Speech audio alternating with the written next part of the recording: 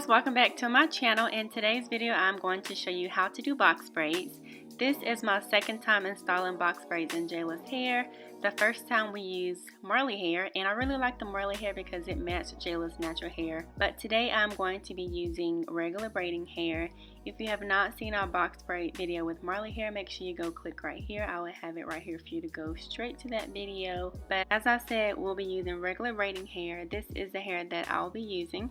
I purchased this from my local beauty supply store and I paid about $2 per pack. We are using color number 4. I purchased 10 packs of hair, but I only use 8 packs of hair for Jayla's braids. Here are some supplies that we use. I have a leave-in conditioner here because I added the leave-in conditioner the night before. I braided up her hair and added about 6 or 7 plaits to stretch out her hair. I did not blow dry.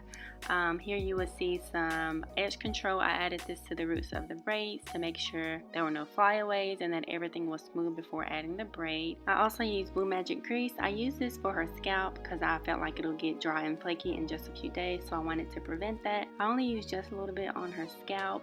I also have a rat tail comb. I use this to keep her parts and lines straight. I have clips to keep the hair out of the way while I worked. And here you see rubber bands. I was going to use rubber bands on the braids, but I decided not to. I did use rubber bands on my hair when I did my own braids, but I did not use rubber bands while I did Jayla's braids. To prepare the hair for braiding, I am taking it out of the pack and cutting off the rubber band that's in the middle of the hair, holding everything together. Once I do that, I'm placing it on my laundry rack and opening up the next one. It helps to have more than one pack of hair open before you start braiding so that you don't have to stop and open up packs of hair while you're in the middle of braiding. I believe one pack of hair was only enough for about 6 or 7 braids, so it was helpful to have more than one pack of hair open at a time. So the first thing that you want to think about when doing box braids is how you make your parts. You don't want any of the parting lines from the previous row that you've already braided to be connecting to any of the lines that you're making in the current row. So what I do is move my parting line to either the right or the left of the previous parting line just to make sure none of my lines are connecting.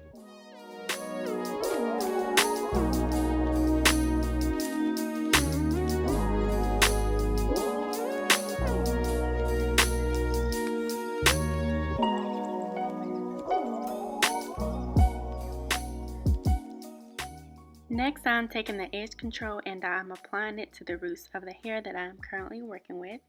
Then I take my edge brush and brush it in really good, making sure there are no flyaways and that all the hair is where it needs to be.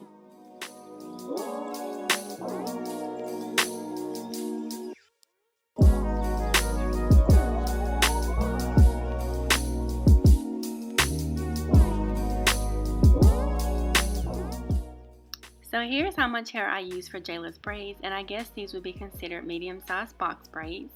But next you will need to feather the hair. Feathering the hair ensures that the ends of the braids are not blunt and they will not unravel while you're braiding. There are a few different ways you can do this. You can feather the hair one pack at a time, or you can feather the hair one braid at a time. I decided to do one braid at a time. To feather the hair, I am taking the ends of the hair in each hand and I'm spreading the hair out with my fingers so that it's not clumped together, and I'm pulling the hair from both sides, my right hand and my left hand. I'm pulling it from both sides, and when the hair starts to fall, that's when I know I have feathered enough, and I try to catch the hair before it hits the floor. Then I grab a brush and brush out any tangles.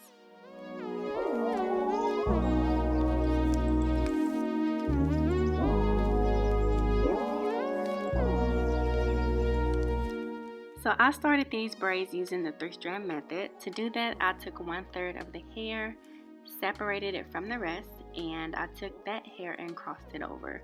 So all I did was place the piece of hair I separated over the middle, and it makes 3 pieces.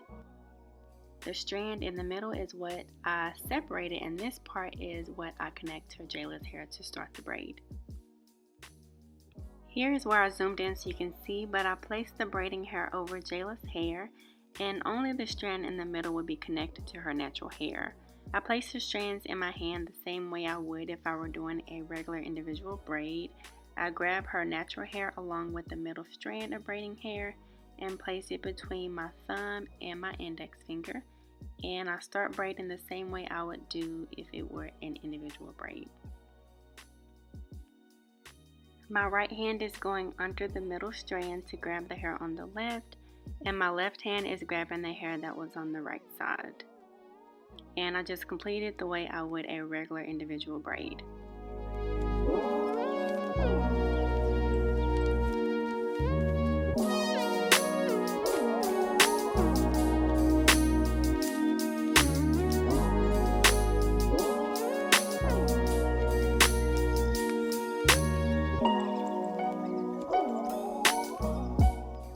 Right here you can see where her hair is in comparison to the braiding hair. I am about halfway down the braid and there is still a lot of her natural hair left over. So I do have to make her braids really long. I wanted them to be long enough to where when I curl the ends with the flexi rod, I won't make the mistake of actually dipping her real hair into the hot water.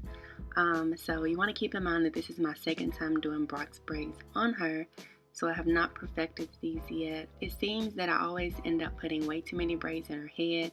I always have a vision of big box braids and I always end up with medium-sized box braids. What do you guys think? Let me know. Do you feel like she has way too many braids in her hair? Do you feel like it is appropriate for her age? She is 10 years old. Next time I'm going to try to keep the hair the same but make my boxes a little bit bigger and see if that helps.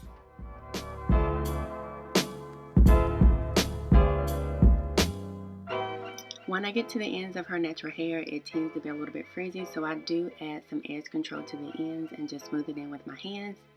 And I just continue braiding as normal all the way down to the end.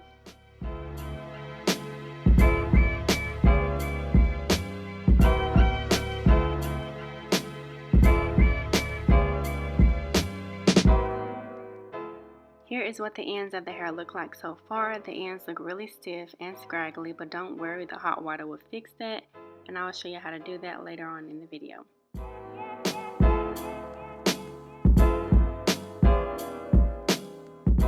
Here's how much I was able to do in just one day. We worked on this probably about 6 hours. I was dead tired, so I just twisted up those other sections and she went to bed. And this is how much we have left to do in day 2. It is the same thing as I previously stated, so I'm just going to let you watch some of the footage here and then I will come back and show you guys the next step.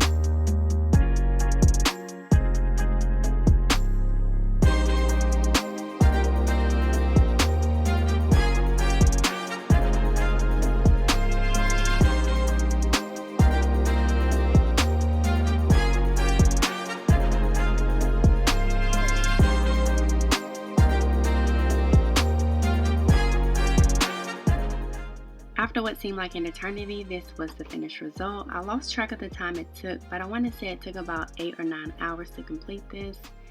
Each braid took about 5 minutes from root to tip, and of course, if you make your braids shorter, then that would shave off a lot of the time, or if you make them a lot bigger, that'll save time as well. Yeah, I did my braids the week before, and it took me 11 hours to do just my hair, so this hairstyle definitely requires patience.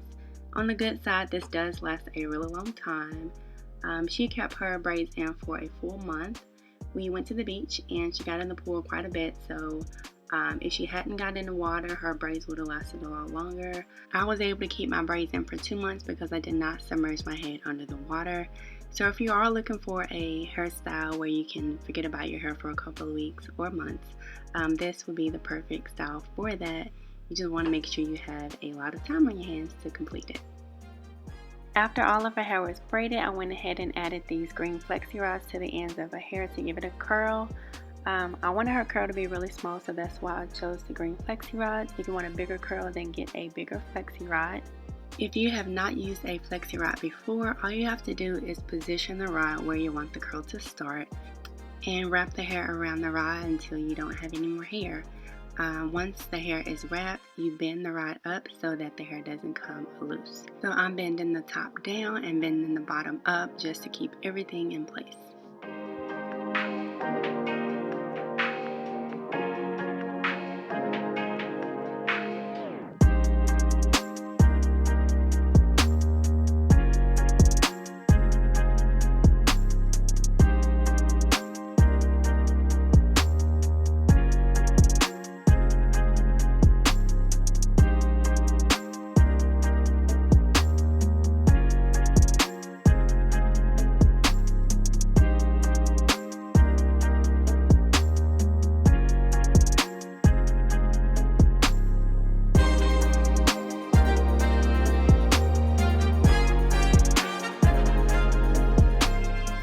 After I added all the hair to the flexi rods, I went ahead and dipped the hair into the hot water.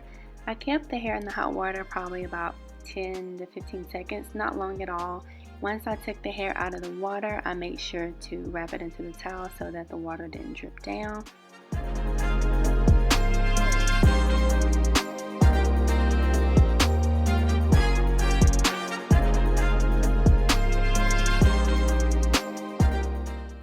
I took the flexi rods off, and this was how the ends of her hair looked.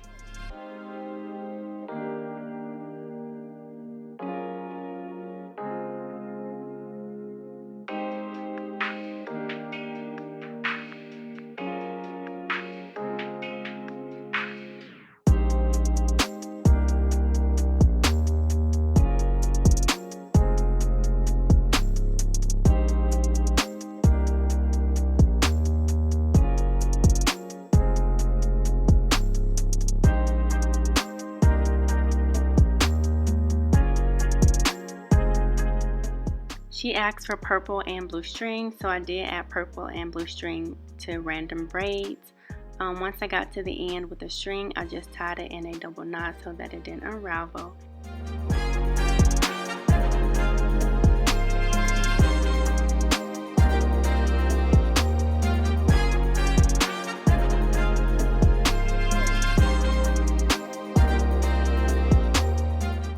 And that completes her box braids hairstyle. Between the Marley hair box braids and the braiding hair box braids, I felt like the Marley hair braids were a lot easier to work with. You didn't have to worry about feathering the hair, you didn't have to worry about sectioning the hair and making sure that you grabbed enough hair so that all the braids were the same size, because Marley hair comes pre-sectioned, so you just take a couple of pieces of hair and braid. The bad thing about Marley hair is that it's really rough on your hands, so by the time you're done, your hands are really sore. The regular braiding hair, you have to really make sure that you use edge control to make sure that the natural hair doesn't stick out, because if it does, it will frizz and you can tell where the natural hair is and where the braiding hair is. But with the Marley hair, all of her hair looked the same. Like, I couldn't tell where her hair was, I couldn't tell where the Marley hair was, because the Marley hair was the same texture as her hair. Let me know what you guys prefer. Do you prefer braids with Marley hair, or do you prefer braids with regular braiding hair? If you enjoyed our video, make sure you give this video a thumbs up. If you found it helpful, let me know. Any questions or suggestions, leave them in the comment section, and I'll see you guys in our next video.